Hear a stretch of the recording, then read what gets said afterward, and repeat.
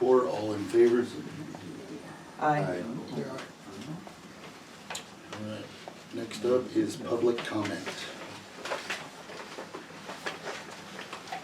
A little vague there on our deal. It's a little vague. Is this public comment on items on the agenda? Is it public comment on items that are, because it is very vague.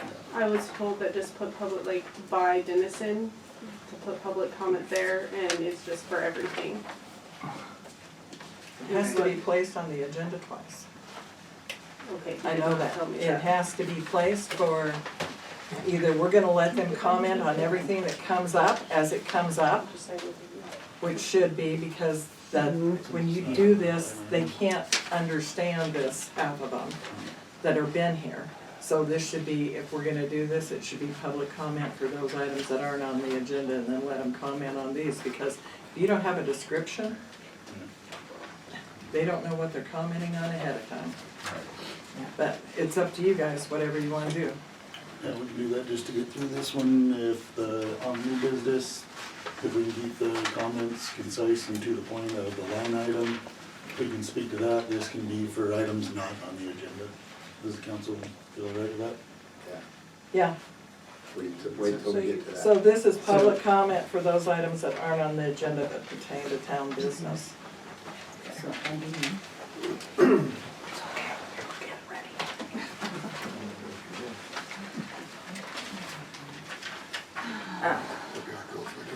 Hi, my name's Carl Hergenreiter. I guess the first thing is I'm gonna public comment on the agenda.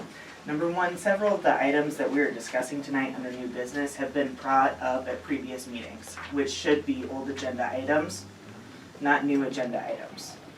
Number two, an engagement of public comment. So state law 2-3-111 MCA, so Montana Code annotated, requires that every agency, including local government, establish procedures that afford citizens reasonable opportunity to participate in the agency's discussion-making process by submitting data, views, or arguments in written or oral presentations prior to making a final decision that is significant to the public's interest. There are several agenda items that are significant to the public's interest.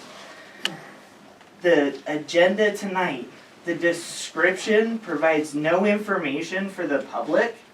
It's a bullet point on an outline prior to a first draft paragraph. We can't make informed decisions during public comment if you're gonna have public comment prior to everything else. If you read it like a bullet point, there's no information for us to actually make a valid point to. The other one is, our mayor is gone tonight, we have an acting mayor. Title VII of Local Government, Chapter 4, Officers and Employees, Part 41 of Municipal Code. This is Montana Annotated Code 7-4-4-111. Determination of a vacancy in municipal office. An office becomes vacant on any of the following events prior to the expiration of the term of the incumbent. You can look up the rest, but specifically, number 5, the incumbent's absence from the city or the town continuously for 10 days without the consent of the council is a determination of vacancy. The other one is number 6. The incumbent's open neglect or refusal to discharge duties. You have a way.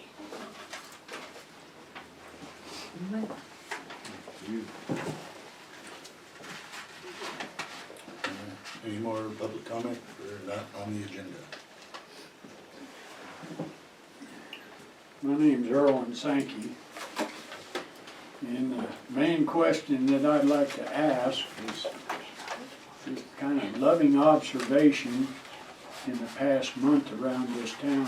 What exactly are our city employees doing to earn their wages? I've tried to come down here several times to, wanted to get a burn permit renewed. Wanted to pay a water bill a couple times. The office is locked up. Nobody's been here. You know, I'd like to know what's going on and who's supervising these city employees. They're not getting much supervision. Thank you. Anyone else? All right, so first item on new business, the burn pile, where the burn pile will be and how to run it. For the council.